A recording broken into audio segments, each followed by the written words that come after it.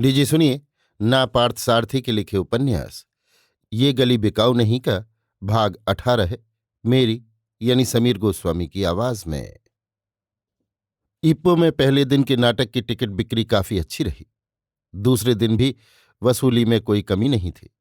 फिर भी अब्दुल्ला की गोपाल से ये शिकायत थी कि पिनांग का सा वसूली इप्पो में नहीं है। नाटक के दूसरे दिन तेज बरसात हो जाने से गोपाल के हिसाब से वसूली में वो तेजी नहीं रही। इप्पो में रहते हुए दोनों दिन दोपहर के वक्त उन्होंने दर्शनीय स्थलों को देख लिया। नाटक मंडली का अगला पड़ाव कुआलालंपुर था। बीच में एक दिन आराम के लिए रह गया था। अब्दुल्ला, उदय रेखा और गोपाल ने कैमरान हाईलैंड्स नाम के पहाड़ी आराम गृह तक हो आना चाहा, लेकिन उस एक दिन के लिए सारी नाटक मंडली को वे ले जाने को तैयार नहीं थे। तुम चाहो तो आ सकती हो, गोपाल ने सिर्फ माधवी से कहा। मैं नहीं आती, माधवी ने संक्षेप में उत्तर देकर उससे पिंड छुड़ाना चाहा। लेकिन गोपाल ने यों ही नहीं छोड़ा। बोला, उदय रेखा को भेजने के बाद भी अब्दुल्ला तुम्हारी ही याद में घुले जा रहे हैं। उसके लिए मैं क्या करूं? मैंने कह दिया कि मैं कैमरान हाईलैंड्स नहीं आती। उसके बाद भी आप वही बात दोहरा रहे हैं। मेरे पास इसके सिवा दूसरा कोई जवाब नहीं है। बात यह है कि अब्दुल्ला करोड़पति है। उनका दिल आ गया तो वो पांव पर करोड़ों रुपए लाकर उड़ेल देंगे। जहां चाहे उड़ेलें। तुम बेकार ही बदल रही हो। हाँ, बदल गई। आप समझ गए हो तो ठीक है। उस्ताद ने तुम पर कौन सा टोटका कर दिया है कि तुम उस पर इस तरह फिदा हो गई हो? उसके कमरे में आकर गोपाल का लंबी देर तक बातें करना माधवी को नहीं भाया। उसके मुंह से बू आ रही थी कि वो पीकर आया है। इधर वो उसे विदा करने की कोशिश में थी और उधर वो हिलने का नाम नहीं लेता था। बातें करते करते गोपाल में अचानक एक हैवानी जोश पैदा हुआ और उसने झपटकर माधवी को अपनी बाहों में कसने का प्रयत्न किया। माधवी को इस बात की आशा नहीं थी। अपने हाथों से पूरी तरह उसे झटकते हुए उसने उसे धक्का दिया और किवाड़ खोलकर कमरे से बाहर भागी और सीधे मुत्तु कुमरन के कमरे में जाकर किवाड़ खटखटाया। मुत्तु कुमरन ने किवाड़ खोला तो उसने माधवी को बड़ी परेशानी की हालत में देखा। उसने हैरानी से पूछा, क्या बात है? इस तरह क्यों कांप रही हो? अंदर आकर बताती हूं, कहकर वो उसके साथ अंदर आ गई। किवाड़ पर चिटकनी लगाकर मुत्तु कुमरन अंदर आया और उससे बैठने को कहा। माधवी ने पीने को पानी मांगा। वो उठकर सुराही से पानी ले आया। माधवी ने पानी पीकर तनिक आश्वस्त होने के बाद सारी बातें सुनाई। सब कुछ सुनने के बाद मुत्तु कुमरन ने ठंडी आहें भरी। थोड़ी देर तक उसकी समझ में नहीं आया कि उसकी बातों का क्या जवाब दे। वो एकाएक फूट फूट कर रोने लगी। ये देखकर उसका कलेजा मुंह को आ गया। उसके पास जाकर उसके रेशम जैसे काले बाल सहलाते हुए उसने उसे अपने बाहुपाश में भर लिया। उसमें माधवी ने सुरक्षा का अनुभव किया। लंबे मौन के बाद वो उससे बोला, समाज के हर क्षेत्र आज एक लंबी गली में बदल गया है। उनमें से कुछ एक गलियों पर चलने वालों के लिए रोशनी ज्यादा और सुरक्षा कम हो गई है। समाज की अंधेरी गलियों के मुकाबले रोशन गलियों में अधिक चोरी डाके पड़ते हैं। सचमुच प्रकाश तले ही अंधेरे का वास है। कला जगत नाम की गली जो रात दिन रोशनी से जगमगाती है, कीर्ति की रोशनी, सुविधाओं की रोशनी आदि, वहां कई रोशनियां हैं, पर वहां भी सच्चे हृदयों और ऊंचे विचारों का तनिक भी प्रकाश नहीं। उस गली की अंधी रोशनी में न जाने कितनों के शारीरिक और मानसिक सौंदर्य को चुपचाप और गुमराह कर बलि के लिए बाध्य किया जा रहा है। कहते हैं कि मद्रास जाने पर मुझ जैसी गधी को गर्दनी देकर बाहर निकाल देंगे। कौन, गोपाल? हाँ, मैंने प्लेन में ईपू आने से इनकार कर दिया था ना, उसके लिए ही चीख रहे थे। कला एक लड़की के पेट और सुख सुविधे का जितना ख्याल करती है उतना उसके तन मन की पवित्रता का ख्याल नहीं करती। ये कैसी विडंबना है! वो इसका कोई उत्तर नहीं दे सकी। उसे देखने की भी हिम्मत उसमें नहीं रही। मुंह नीचा कर जमीन देखने लगी। उदय रेखा के साथ अब्दुल्ला और गोपाल कैमरान हाईलैंड्स चले गए। ये तय हुआ था कि उनके वहां से लौटने के बाद सब इप्पो से कुआलालंपुर चलेंगे। उस दिन माधवी और मुत्तु कुमरन एक दूसरे सह अभिनेता को साथ लेकर एक टैक्सी करके इप्पो और इप्पो के आसपास के चुंगे चुंगे चिप्पुट कंबार आदि दर्शनीय स्थलों का परिदर्शन कराए। चुंगी चिप्पुट में सहकारिता की महिमा पर आधारित रबर का बगीचा और महात्मा गांधी के नाम पर संचालित गांधी पाठशाला दोनों ही उन दर्शनीय स्थलों में अविस्मरणीय थे। सड़क के दोनों ओर पर्वतीय स्थल ऐसा अनुपम दृश्य उपस्थित करते थे मानो मोम की बत्तियां पिघलकर सुंदर बेल बूटों का चित्रण करती हों। सभी स्थानों से घूम घाम कर वे 7:30 बजे के करीब लौट गए, लेकिन कैमरान हाईलैंड्स जाने वालों को लौटने में रात के 2 बजे से भी अधिक बीत गए। दूसरे दिन बड़े सवेरे गोपाल, अब्दुल्ला और उदय रेखा तीनों हवाई जहाज से और बाकी सारे सदस्य कार से कुआलालंपुर को चल पड़े। सीन सेटिंग आदि को एक जगह से दूसरी जगह ले जाने के लिए अब्दुल्ला ने लॉरी की व्यवस्था करवा दी थी, अतः वे नियमित रूप से ठीक समय पर उन जगहों पर पहुंच जाया करती थीं। माधवी के विचार से अब्दुल्ला उदय रेखा को इसीलिए हवाई जहाज पर ले जा रहा था ताकि उसके बहकावे में आकर माधवी भी उसके रास्ते आ जाएगी। उसे बेचारे अब्दुल्ला पर तरस आ रहा था। उसने मुत्तु कुमरन से कहा, किसी कोने में अब तक पड़ी उदय रेखा के भाग्य में मलेशिया आने पर कैसा भोग लिखा है देखिए। क्यों, उसके भाग्य पर तुम्हें ईर्ष्या हो रही है क्या? छी, कैसी बातें करते हैं आप। मैंने इस संयोग की बात कही तो इसका ये मतलब नहीं कि मुझे उस पर ईर्ष्या हो रही है। उसी के आने से तो मैं बच पाई, इसका मुझे उसका आभार मानना चाहिए। नहीं तो? माधवी ने कोई उत्तर नहीं दिया। मुत्तु कुमरन ने भी महसूस किया कि उसके प्रति ऐसी कड़ी बातें मुंह में नहीं लाना चाहिए। जब कभी वो उसके साथ इस तरह पेश आता तो वो चुप्पी साध लेती थी। उसे उस पर बड़ा तरस हो आया। निहत्थे और निर्बल विपक्षी पर हथियार चलाकर अपना शौर्य दिखाने जैसा लगा। कुआलालंपुर में उसे और माधवी को अप्रत्याशित रूप से एक सुयोग हाथ लगा। अब्दुल्ला, उदय रेखा और गोपाल के लिए मैरिलिन होटल नाम के शानदार होटल में ठहरने की व्यवस्था की गई। बाकी लोगों के लिए एक दूसरी जगह पर स्ट्रेट्स होटल नाम का साधारण सा होटल चुना गया। व्यवस्था करने के पहले गोपाल ने माधवी से कहा, तुम्हें कोई आपत्ति ना हो तो हमारे साथ मैरिलिन होटल में ठहर सकती हो, लेकिन उस्ताद के लिए वहां कोई बंदोबस्त नहीं हो सकता। कोई जरूरत नहीं, मैं यहां नहीं ठहरूंगी, वहीं ठहरूंगी जहां वे ठहरे। माधवी ने दो टूक जवाब दे दिया। ऊंचे ऊंचे मकान और स्थान स्थान पर लगे चीनी, मलेशियन और अंग्रेजी अक्षरों में चमाचम चमकते नियान साइन और उनकी रोशनी से जगमगाते बोर्ड पग पग पर ये बता रहे थे कि वे बिल्कुल एक नए देश में आए हैं। सड़कें साफ सुथरी और रौनक भरी थीं। वहां किस्म किस्म की छोटी बड़ी नई नई कारों की भरमार सी थी। मद्रास में उनका नमूना भी शायद ही देखने को मिले। चीनी कौन है और कौन मलाई, शुरू शुरू में उनका फर्क करना भी बड़ा मुश्किल लगा। जिस दिन वे वहां पहुंचे थे उसके दूसरे दिन वहां के तमिल दैनिक में गोपाल से एक साक्षात्कार छपा था। उसमें एक प्रश्न ये पूछा गया था, आप यहाँ जो नाटक खेलने वाले हैं, प्रेम एक नर्तकी का, उसके बारे में अपने मलायावासी तमिल भाइयों को बताएंगे कि उसका बीजांकुर कैसे पड़ा? मलायावासी तमिल भाइयों को ध्यान में रखकर ही इस नाटक की पूरी योजना मैंने स्वयं बनाई थी। इसकी सफलता को मैं अपनी सफलता मानूंगा। उस सवाल का गोपाल ने यों जवाब दिया था। उसे पढ़कर माधवी और मुत्तु कुमरन को बड़ा गुस्सा आया। माधवी ने अपने मन की यों रखी, औपचारिकता निर्वाह के लिए ही सही, नाटककार के रूप में उसने आपका नाम तक नहीं लिया। ऐसा उत्तर देते हुए वो कितना मदान्ध है। तुम्हारा कहना गलत है माधवी, उसमें मदवत कुछ नहीं, वो स्वभाव से ही बड़ा कायर है। बस ऊपरी तौर पर बड़ा धीर वीर होने का नाटक करता है। मेरे ख्याल से ये भेंट दूसरे ढंग से हुई होगी। पत्रकारों को अब्दुल्ला ने ही मैरिलिन बुलाया होगा। भेंट में वे भी साथ रहे हैं। इसका सबूत चाहिए तो ये चित्र देखो। एक ओर गोपाल, बीच में उदय रेखा और दूसरी ओर अब्दुल्ला खड़े हैं। अब्दुल्ला के डर से उसने मेरा या तुम्हारा नाम नहीं लिया होगा। अगर लिया भी होगा तो अब्दुल्ला ने मना कर दिया होगा। हो सकता है कि आपका कथन ठीक हो, पर यह सरासर अन्याय है। नाटक लिखने और इसे निर्देशित करने का पूरा भार तो केवल आपका रहा है। आपको भूलना बड़ा पाप है।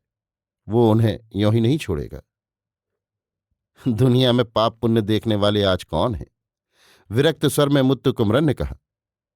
वे जिस स्टेट्स होटल में ठहरे थे वहां चीनी और कॉन्टिनेंटल भोजन की ही व्यवस्था थी, इसलिए सुबह के जलपान और दोपहर के भोजन के लिए अबांग स्ट्रीट के एक हिंदुस्तानी होटल वाले के यहाँ प्रबंध किया गया था। कॉफी, कोल्ड ड्रिंक्स और आइसक्रीम आदि का इंतजाम उन्होंने अपनी ही होटल में करवा लिया था। जिस दिन वे यहाँ ठहरने आए थे उस दिन रात को वे कहीं बाहर नहीं गए।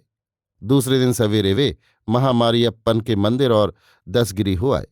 दसगिरी में संयोग से रुद्रपति रेड्डियार नाम के एक व्यापारी मिले, जो कई साल पहले मदुरै में डबल रोटी का व्यापार करते थे। दोनों ने एक दूसरे को देखते ही पहचान लिया। उन्होंने कहा कि यहाँ पेट्टालिंग जया में मैंने एक डबल रोटी की दुकान खोल रखी है और हर दूसरे वर्ष 6 महीनों के लिए स्वदेश हो आता हूं। नए देश में अप्रत्याशित रूप से एक परिचित व्यक्ति से मिलकर मुत्तु कुमरन बहुत खुश हुआ। उसने माधवी का उनसे परिचय कराया और मद्रास में आकर गोपाल की नाटक मंडली में सम्मिलित होने की बात भी बताई। सिनेमा के लिए भी कुछ लिखना शुरू कर दो, फिल्मों से ही मुट्ठी गर्म होती है। सबकी तरह रेड्डियार के मुंह से भी वही बात सुनकर मुत्तु कुमरन को हंसी आई। उसने कहा, सिनेमा भी दूर कहाँ है, उसे भी मुट्ठी में करके छोड़ेंगे। अच्छा, कल दोपहर को तुम दोनों हमारे घर में भोजन करने आ जाओ।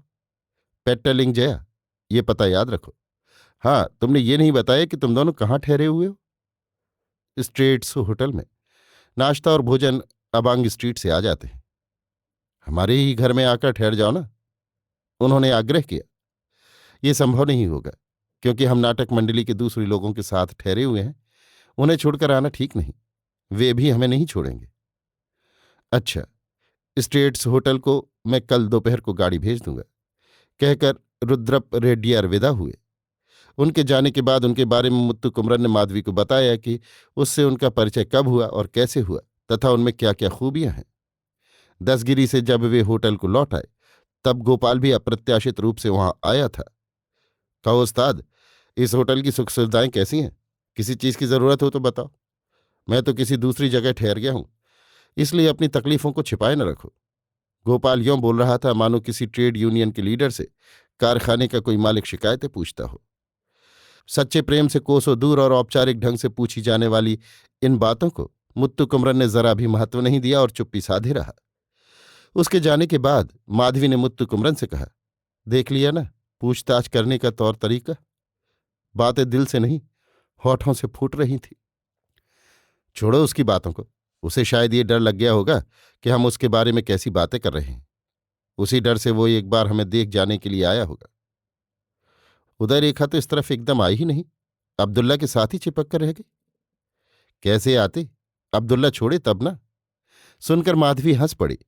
मुत्तु कुमरन ने अपनी बात जारी रखी, अब्दुल्ला उसे छोड़ेगा नहीं, और वो भी कौन सा मुंह लेकर हमें देखने आएगी। शर्म नहीं लगती होगी उसे। इसमें शर्म की क्या बात है? गोपाल के पास आने से पहले वो हैदराबाद में जैसी थी वैसी ही अब भी है। नाहक दूसरों को दोष न दो, बेचारी पर दोष मढ़ना ठीक नहीं।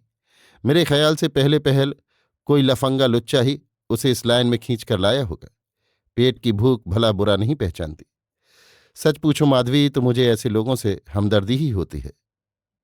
उसने उदय रेखा के बारे में बोलना वहीं से बंद कर दिया, और थोड़ी देर तक उसकी बातें करती रहती तो उसे डर था कि अंततः वो बात उसी पर केंद्रित हो जाएगी।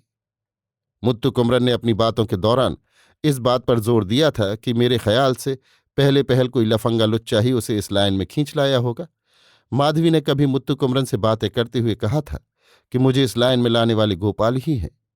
इस पर तुरंत मुत्तु कुमरन ने उस पर जहर उगलते हुए कुरेदा था कि लाइन माने क्या होता है।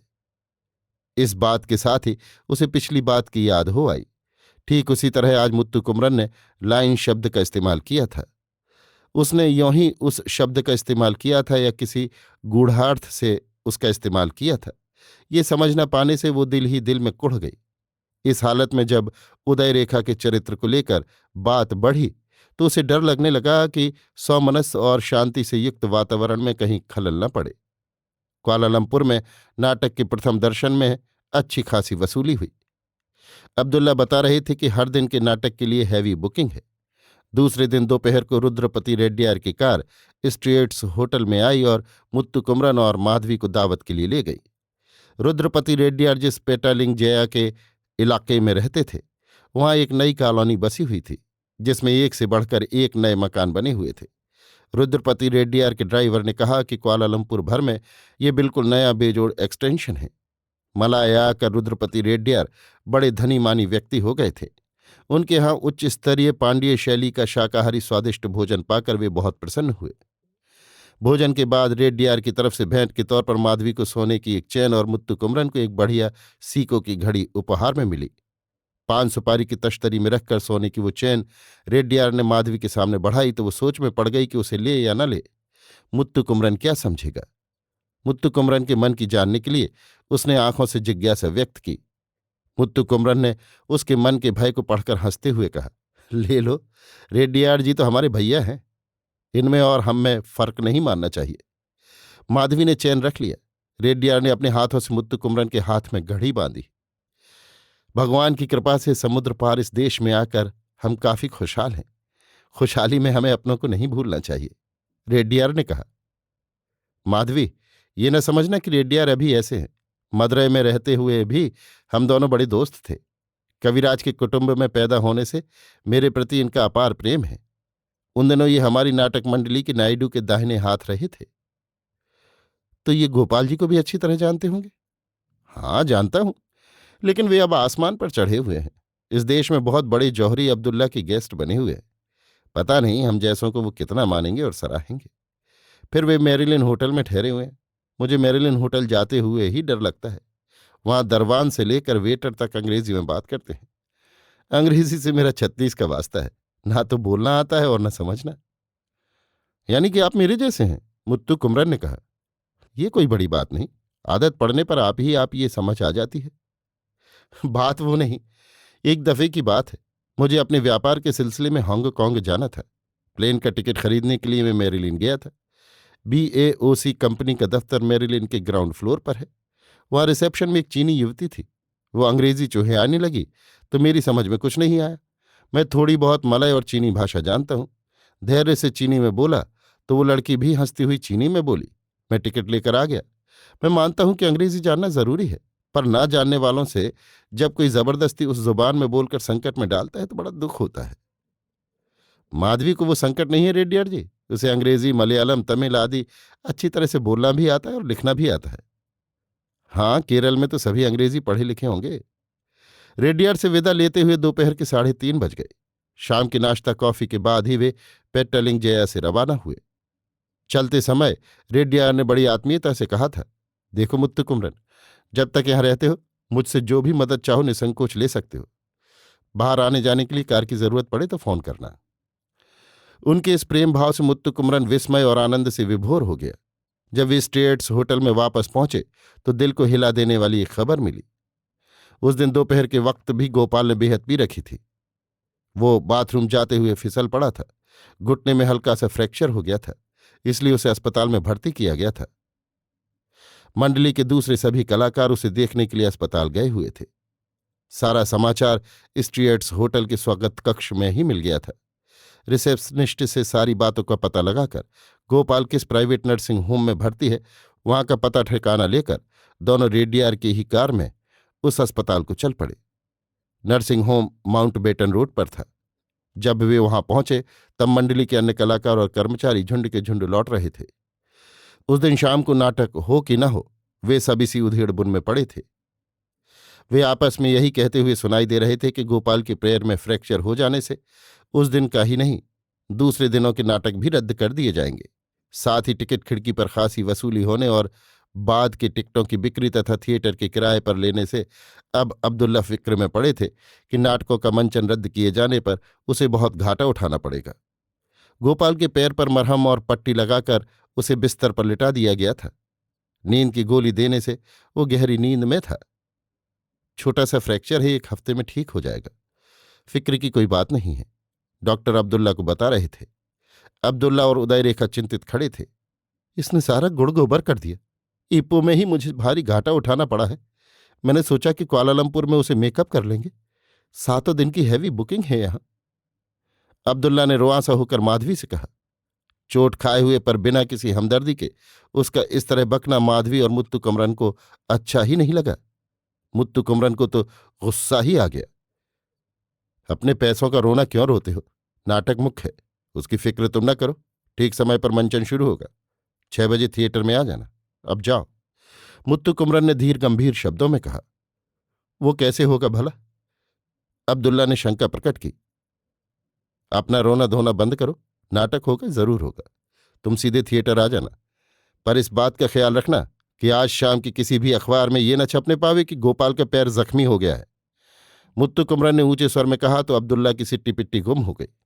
माधवी समझ गई कि मुत्तु कुमरन की क्या योजना है। उसे इस बात की खुशी हो रही थी कि अब मुत्तु कुमरन कथानायक की भूमिका करने वाला है।